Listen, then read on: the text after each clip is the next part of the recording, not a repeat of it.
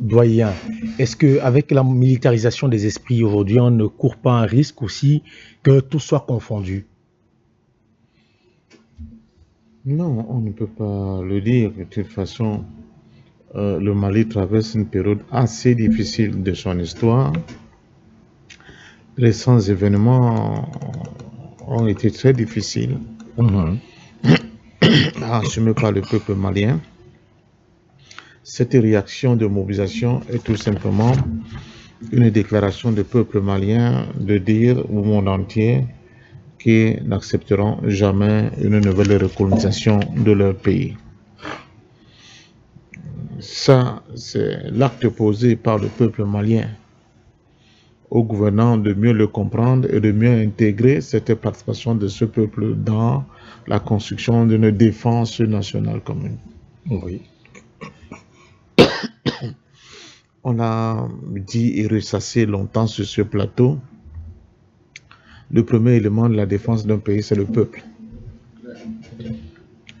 Et quand vous avez une symbiose entre la détermination du peuple à défendre le pays et une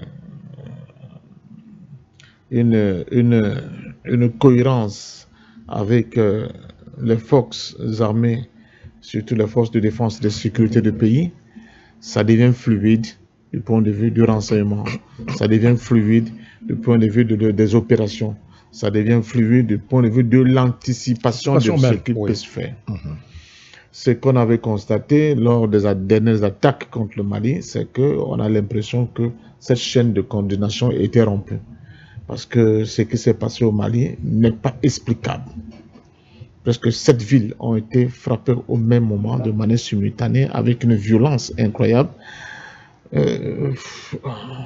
On a beau vouloir fermer les yeux, là, quand même, c'est quelque chose qui frappe tout le monde, tout observateur. Il faut s'interroger. Il faut s'interroger. Il y a d'ailleurs des arrestations qui ont été menées dans les rangs. Oui.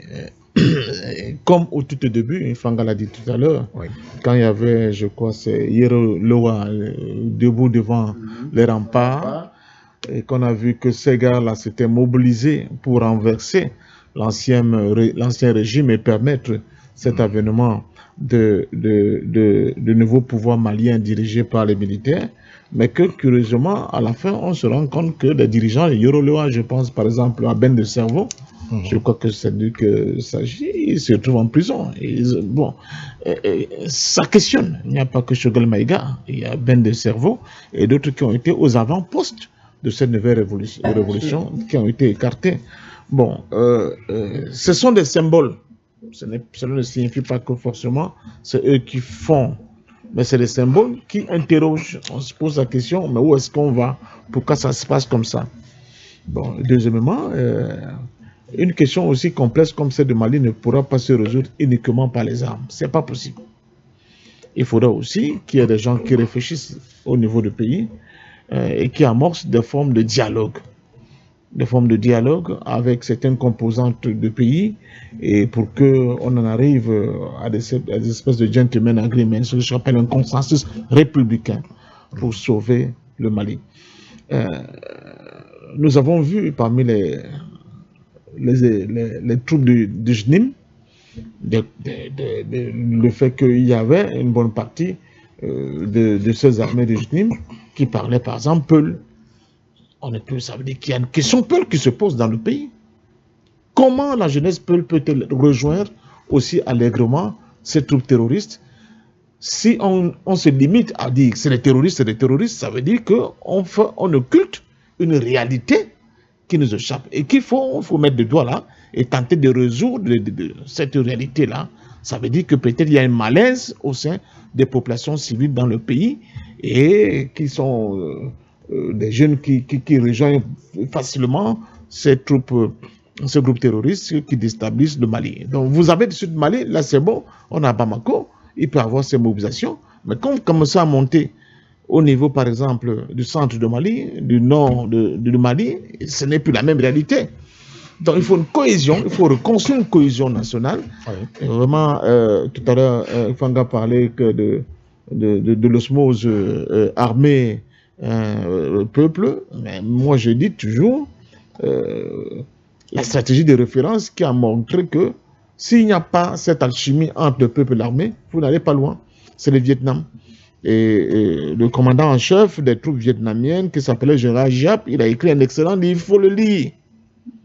Guerre du peuple, armée du peuple. Ouais. Si vous ne faites pas ça, vous faites autre chose. Il a cité Boko Haram. Je vous rappelle que parmi les troupes de Boko Haram, au plus fort de Boko Haram, il y avait un peuple, le peuple Kanuri, qui est des deux côtés de la frontière du Cameroun et qui avait vraiment pu faire cause pour Boko Haram. Il a fallu beaucoup de négociations, beaucoup de dialogues avec ces populations pour dire aux Kanuri, attention, ce que vous êtes en train de faire va être extrêmement grave, non seulement pour vous, mais pour l'ensemble de notre sous-région. Et c'est comme ça que progressivement, n'est-ce pas, les Kanuri ont commencé à comprendre qu'ils n'avaient pas intérêt à s'impliquer fortement dans cette nébuleuse avec des conséquences qu'on voyait. Donc, il faut toujours faire l'analyse concrète de la réalité concrète. Il y a une réalité malienne qu'il faut vraiment toucher du bois, il faut l'analyser, soutenir le gouvernement malien. Bon, ça va de soi. C'est ce que nous avons toujours fait sur ce plateau. Toujours fait sur ce plateau. Mais face à ce qui s'est passé là dernièrement, il faut quand même avoir le courage de dire qu'il y a un dysfonctionnement puissant qui s'est opéré et il faut réfléchir pour recoller les morceaux, il faut réfléchir pour redonner du sens au dialogue au sein de Mali. Et c'est seulement comme ça que la montée en puissance de l'armée sera plus efficace parce qu'à la base, il y aurait quand même un socle consensuel qui permettrait à l'armée de pouvoir maintenant évoluer avec beaucoup de facilité dans la défense du territoire, dans la sécurisation des hommes et des biens. Si ce n'est pas fait, je suis désolé, ça va ressembler un peu à ce qu'on a souvent l'habitude de voir quand ce n'est pas seulement un cas malien, hein, c'est-à-dire que quand un événement se produit comme ça avec une telle rareté, ce que les dirigeants ont l'habitude de faire, c'est que bon, ok, nous allons éradiquer la menace et on peut se poser la question, mais est-ce qu'ils n'avaient pas vu venir la menace avant? Oui. Ils vont faire des coups, ils vont peut-être frapper à gauche, à droite des bases de ces terroristes, mais quelques semaines après, quelques mois après, quelques années après, il y aura une résurgence de ce même terroriste qui va revenir encore plus fort et qui va encore frapper. Ça veut dire tout simplement que nous, c'est des gestions de la petite semaine, on ne va pas au fond du problème pour toucher l'essentiel des causes qui produisent ces contradictions-là.